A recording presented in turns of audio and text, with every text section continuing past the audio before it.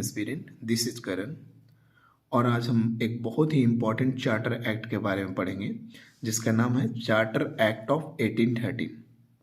आज हम इसके फीचर्स के बारे में देखेंगे। सबसे पहला और बहुत ही मोस्ट इम्पॉर्टेंट फीचर ये था कि इस एक्ट के तहत ईस्ट इंडिया कंपनी के ट्रेड मोनोपोली को एंड कर दिया गया। यानी अब जो ट्रेड मोनोपोली अभी तक था ईस्ट इंडिया कंपनी के पास, उसको ख़त्म कर दिया गया चार्टर एक्ट ऑफ 1813 के तहत। लेकिन टी और ट्रेड विद चाइना के साथ क्या था कि अभी भी ट्रेड मोनोपोली था ईस्ट इंडिया कंपनी का। कौन कौन? तो टी और ट्रेड विद चाइना। सबसे पहला फीचर्स हम लोगों ने क्या देखा कि इस अधिनियम के तहत ट्रेड मोनोपोली, ईस्ट इंडिया का ट्रेड मोनोपोली खत्म कर दिया गया। चलिए आगे देखते हैं, नेक्स्ट फीचर्स के बारे में हम लोग बात करते हैं।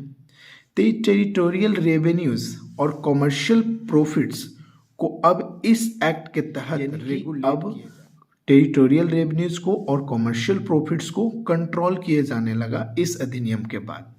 उसके साथ साथ टेरिटोरियल और कॉमर्शियल अकाउंट्स सेपरेट्स कर दिए गए।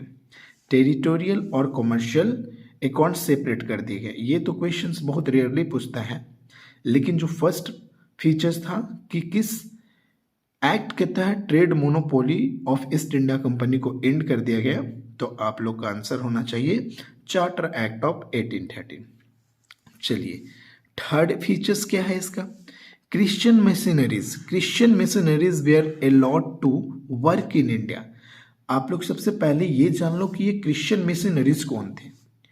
Christian missionaries were the group who wanted to spread Christianity in the different parts of the world। यानी कि क्रिश्चियन मिशनरीज वो लोग थे जो क्रिश्चियंस को पूरे विश्व में फैलाना चाहते थे। तो पहली बार 1813 चार्टर एक्ट ऑफ 1813 ने क्रिश्चियन मिशनरीज को इंडिया में आने के लिए अलाउ कर दिया। चलिए ये तो थर्ड फीचर्स हो गया। नेक्स्ट फीचर्स तो बहुत ही इंपॉर्टेंट फीचर्स है, ये बहुत ही क्वेश्चंस आते हैं एग्जाम में। ये फीचर्स है बहुत important. There was a made a provision that company should invest रेश 1 lakh per year on the education of Indian. यानी 1813 अधिनियम के तहत अब ये प्रोविजंस लिया गया कंपनी द्वारा कि अब हर एक साल 1 लाख रुपया जो है ईस्ट इंडिया कंपनी खर्च करेगा एजुकेशन पे। 1 लाख रुपया खर्च करेगा एजुकेशन पे। किसके लिए? तो इंडियंस के लिए। तो ये था इम्पॉर्टेंट फीचर्स जो चार्टर एक्ट ऑफ 1813 के तहत लिया गया। तो आशा करता हूँ कि आपको ये सब समझ में आया होगा ये पॉइंट, और एग्जामिनेशन पॉइंट ऑफ व्यू से बहुत इंपॉर्टेंट है क्योंकि हमेशा इससे क्वेश्चन आ जाता है। तो आज के लिए इतना ही। That's all.